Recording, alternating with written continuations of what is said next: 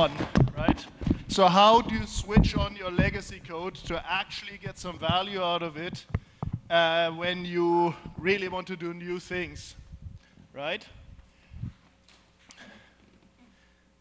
Legacy code, this is a bit like this, right? It's a mixture of many different creatures, right?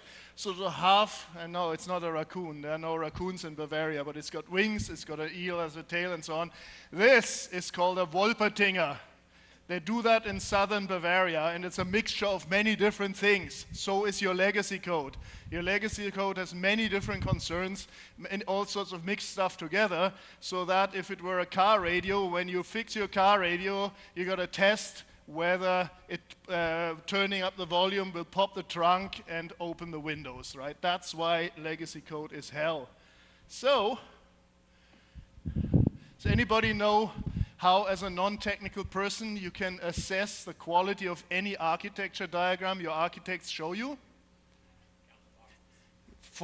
No more than 4 boxes and 6 arrows. If it's any bigger than that, they got separation of concern, coupling and cohesion, and dependency management wrong, right?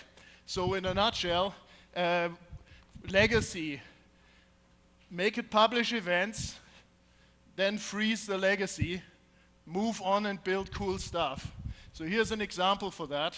Here's your nasty legacy system, right? And it does all its things with who has a great big database in the sky to which everything does things? Don't be shy, right? So it's because it stores things, and it also, it does 2 things. Then it stores all sorts of things, but it's also the integration mechanism between various pieces, right?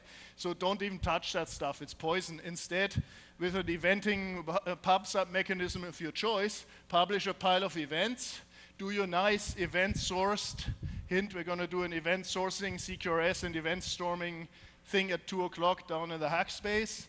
Do this, and then the results sync them back with another pub sub mechanism. Easy, except for one thing. How do you know where the tail of the Wolpertinger begins and the eel ends, and how do you make sure that although it's got a seat belt and a fan belt, the car should not have a shared belt sub-assembly, right? You use language, domain-driven design. And I nearly fell over backwards over this, down those stairs with this. Anyway, so this is how you use language to distinguish different bounded contexts. An employee has a pension plan, but in the context of sales, that employee is no longer an employee, it's now a salesperson.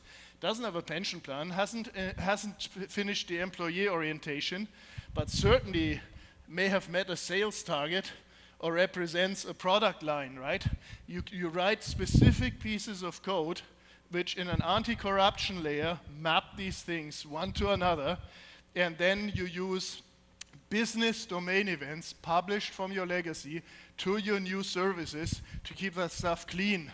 And it'll be a lot faster to do everything and build new stuff for the same reason why normally engineered things like cars have very distinct, well-defined subcomponents. 1 minute. And you'll get it done in a minute, I promise. Right? So, because it's event-sourced microservices, and you may have heard CQRS and domain-driven design and so on. Wouldn't it be nice if we could all work that way? Yeah, but you got all this legacy code kicking around. Sure, you can work that way. Do this, right? Freeze it, publish stuff, and move on to new things. The freezing, well, okay, you may have to maintain it and so on, but that's okay.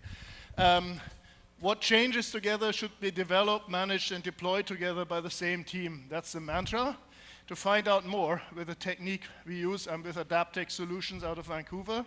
And if you want to know more about the technique we use to design systems like that and get the integrations right, join us at 2 o'clock down in the hack space, which is a great space for our event sourcing 1-hour work mini sort of hack thing. We're going to do an example. And time. Oh, okay, thank you. Thank you, Robert. Yeah. Is Chris